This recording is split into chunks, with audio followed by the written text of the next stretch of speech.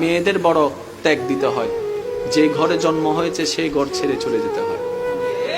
যেই উঠানে খেলে বড় হয়েছে সেই উঠানটাকে চিরতরে শেষ করে দিতে হয়। একটু ভালো করে দেখলে দেখা যায় মেয়েদের কিন্তু আসলে কোনো ঘরই হয় না। বাবার কাছে থাকলে বাবার বাড়ি, স্বামীর কাছে থাকলে স্বামীর বাড়ি, ছেলের কাছে থাকলে ছেলের বাড়ি, নিজেদের আসলে কোনো বাড়ি হয় না। মা জাতি বড় অদ্ভুত। আমি মাঝে মধ্যে ভাবি, আল্লাহ যদি মা জাতিকে সবরের পাহাড় না দিতেন, পৃথিবীতে সংসার শব্দটা টিকতো না, পৃথিবীতে পরিবার শব্দটা টিকতো না। সবার কথা বাদ দেন, আপনি আপনার মার কথা পাবেন, দাদির কথা পাবেন, নানির কথা পাবেন।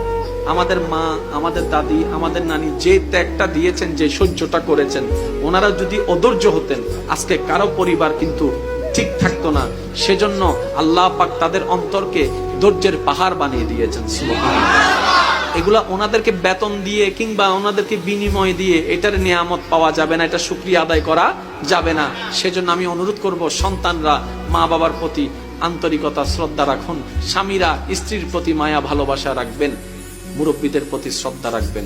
কারণ ওই মহিলাদের ত্যাগ, ওই মা বোনদের, দাদি নানিদের ত্যাগ আমরা কখনো টাকা দিয়ে বিনিময় দিয়ে কখনো প্রতিদান দেওয়া যাবে না। আমরা